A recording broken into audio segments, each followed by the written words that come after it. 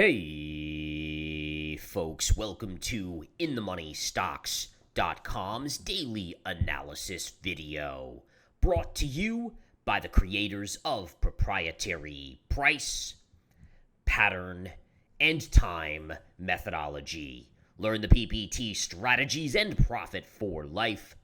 My name is Gareth Soloway, Chief Market Strategist here at InTheMoneyStocks.com. All right, everybody, into the markets we go today on this Thursday, January 20th, 2022. Markets opened the day with a beautiful move to the upside, and then it all ended. Holy cow, what an end-of-day sell-off. Look at that waterfall on the 10-minute chart as the prices collapsed on the S&P, the NASDAQ, the Dow, the Russell. They all came hard to the downside.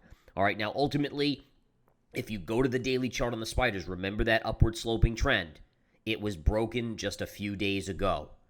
Right? As soon as that happened, that tells you the market likely isn't changing its upward trend that it has been in since May of 2020, which again is almost 2 years, and down it's going to go. Now, it's not going to go in a straight line. Remember that, all right? And today was a great showcase of that, how early in the day you had big bounces in a lot of names, and then by the end of the day, they were all pretty much red or back to the flat line. Really remarkable action here.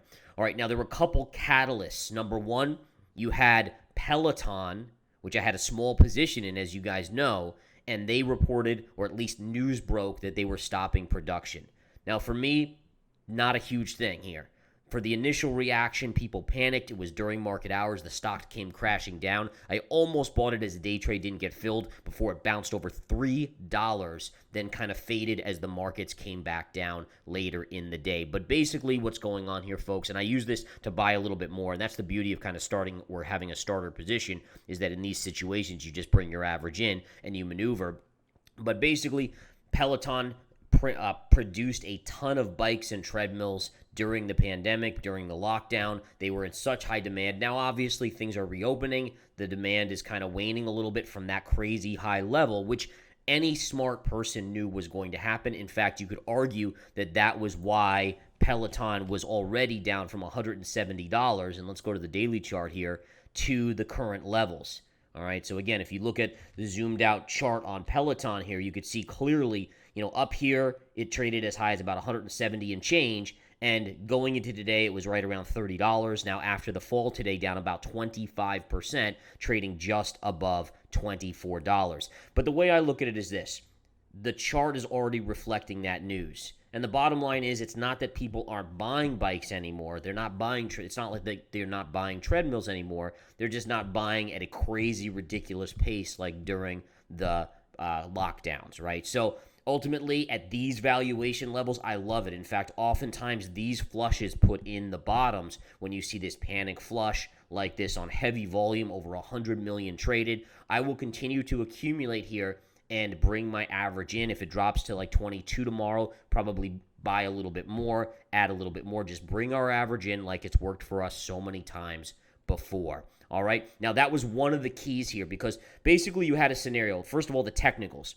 Remember the 200 moving average on the daily chart of the Qs. We got very close yesterday. I thought we would open lower right into it. Instead, we gapped higher. Technicals work funny like that. If you gap up and you haven't hit it yet, it's almost like a fake out. They want to bring it in. They want to get to that 200 moving average. The crazy thing about it is, and I'll show the Qs chart in a second, is we went right through it and got slammed down. All right, now there's another thing that I think helped the sell-off into the end of the day, and that was the coming up of Netflix earnings, right? So you might say, well, let's go back to Peloton. You might say, well, why did Peloton influence the markets? I mean, what was the big deal there? I mean, why does Peloton's news have an impact on the market? Well, it's the realization that there's a lot of overpriced stocks out there that haven't corrected as much as Peloton. And there's a lot of companies out there that saw increased spending because people were locked down. So you have to see that the market investors are now saying, oh, wait a minute. So, if Peloton's saying this, well, what about this stock? What about that stock? What about this, that, and the other thing? And it kind of creates this fear of a demand slowdown. All right. And even maybe not just a demand slowdown due to the pandemic and the reopening now and people being out and about and doing their kind of normal life again, but also could it be that the Fed tapering is going to slow the economy? That's what I think is the bigger issue here. All right, that's what I think is going to happen, which eventually will keep them from raising interest rates. Right now, they're going to raise interest rates probably once or twice in 2022, but the market's priced in 4 interest rate hikes. I do not see that happening. No way. Markets will be down. I mean, the Nasdaq's already down like 12% off of its all-time highs. You get the Nasdaq down 20 to 25%, which is not that far away at this point, and the Fed will back off in a flash because you'll see unemployment start to rise. So anyways, that was one of the issues today. The other one was Netflix, right?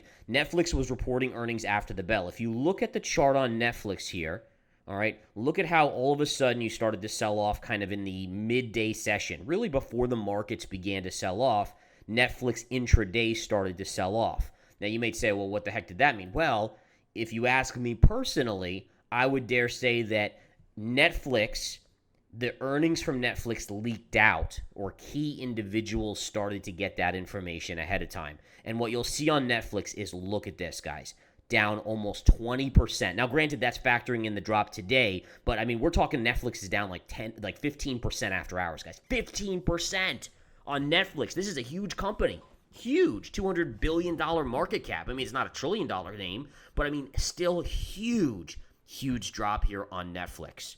All right, so again, if you look at the Netflix chart, and listen, I have no paper proof of this, right? I mean, all I can do is speculate, and listen, I've done this for 20 years, and I've seen this shady action before, but my guess, again, is that some insiders started to leak that information out, and then you had some of the bigger institutions unloading it, and people started to say, okay, if Netflix is going to report horrid earnings after the bell, we need to sell everything.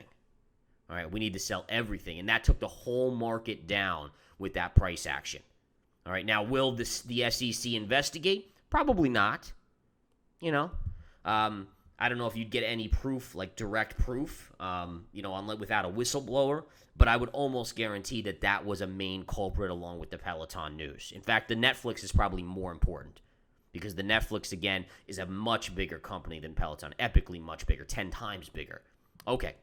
All right, guys. So, holy cow. Russell hammered here. Take a look at the Russell now down 2%. By the way, we are down more in the after hours. All right. Now, out of blood in the streets, opportunity is born and profit is born. Remember that. For instance, today, what did I do? Well, I told you guys yesterday if we gapped lower today, I'd be taking some of these profits off the table. Instead, I had to wait till the end of the day.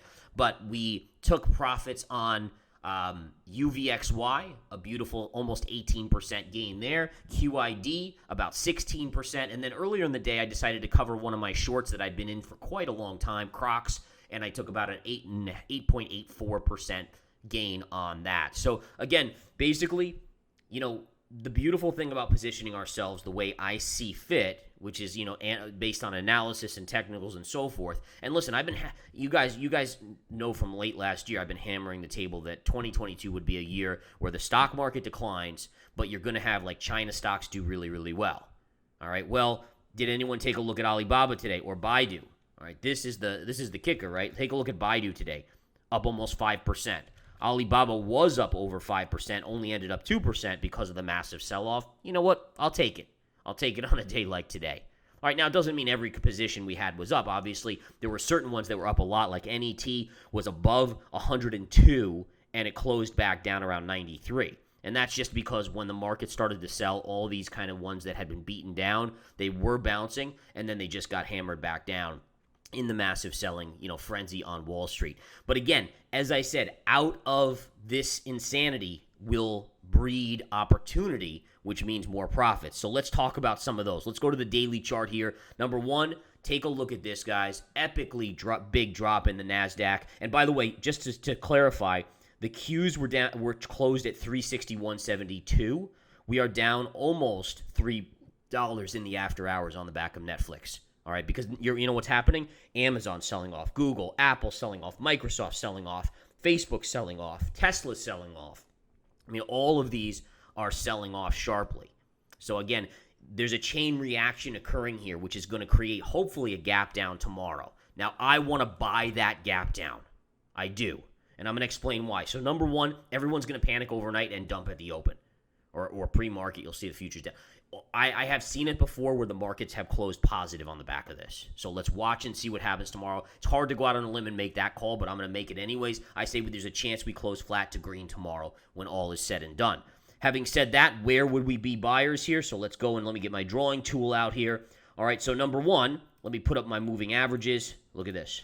So 200 MA, we just cut right through it. We closed below. That's fine. You can pierce the 200 MA. There's a couple levels to watch here. One is right here at 359.95. We are below that after hours. Let's see where we are tomorrow. But then you also have another major gap fill and pivot low here at 352.75.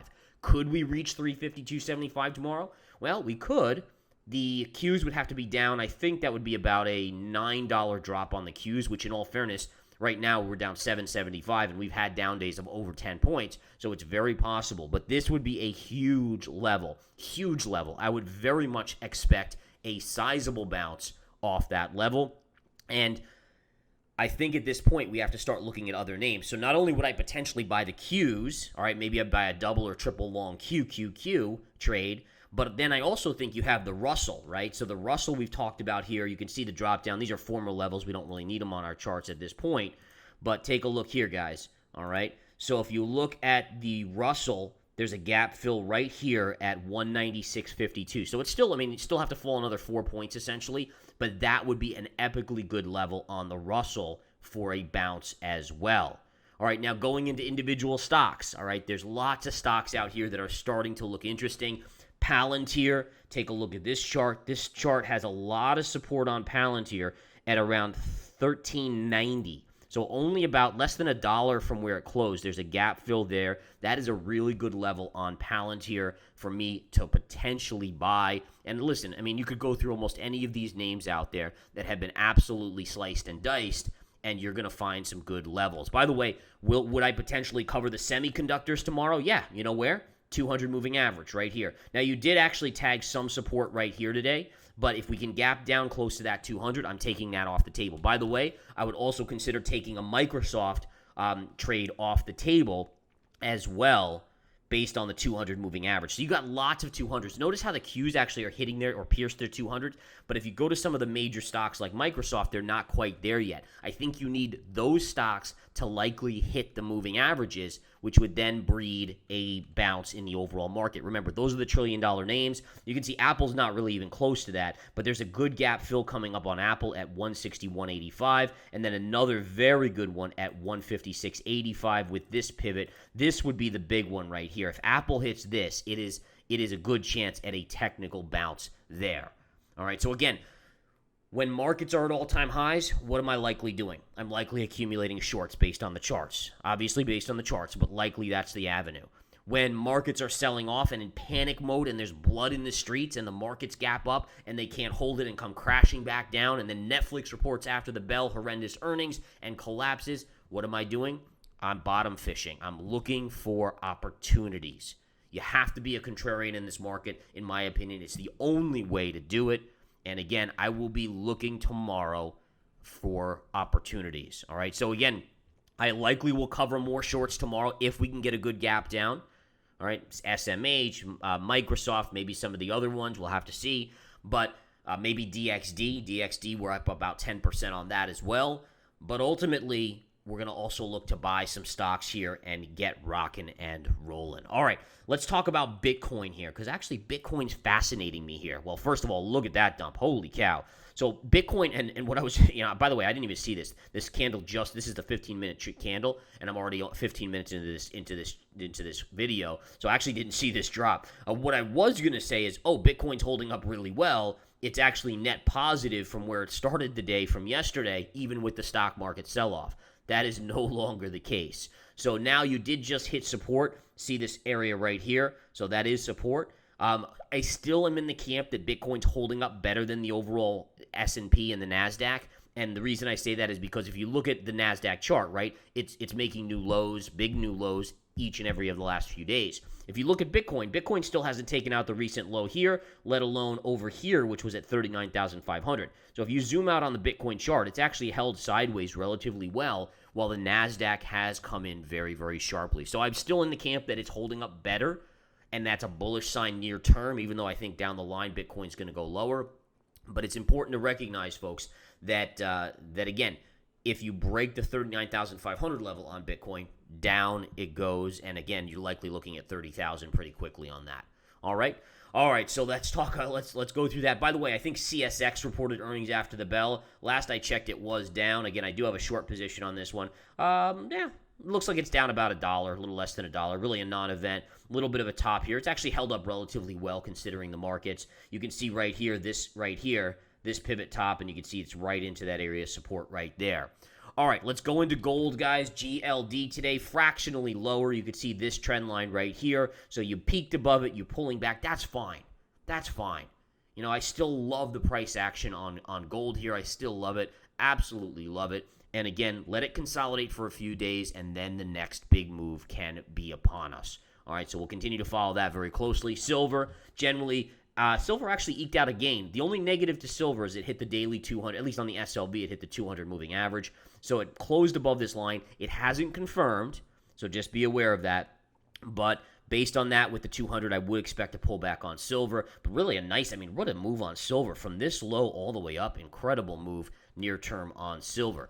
Oil, we got to talk about oil, guys. So remember yesterday you put in a topping tail on oil on the USO? Well, look at today. You took out yesterday's highs on oil, then you reversed and closed lower than the close yesterday.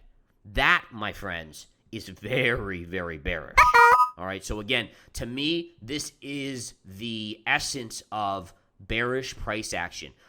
I've done studies. When you get two topping tails in a row like this, the odds of a negative down move is definitely north of 85. It's close to 90%. Now, again, this still leaves 1 out of 10 chance that it goes up.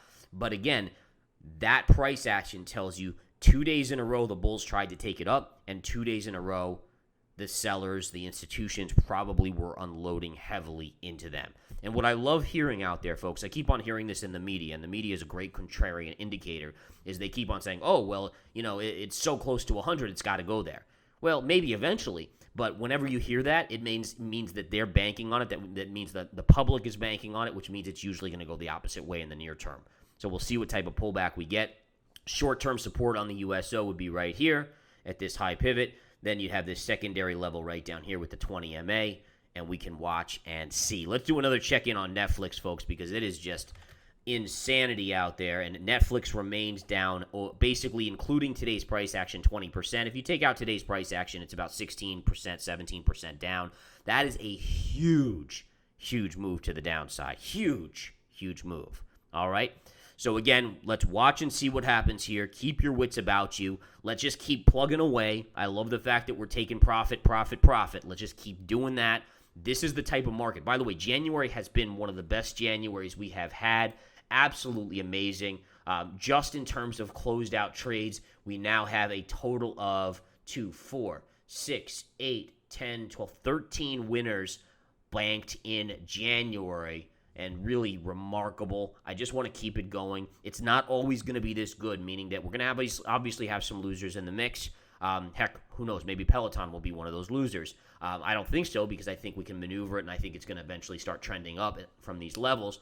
But my point is, again, keep position size smart in this environment. It is a wild environment, folks. Leave yourself ability to move in and add to positions. That's so important. And again, let's just keep reading the charts and learning the PPT methodology. You guys have a wonderful rest of your day. Let's see what happens tomorrow. Take care.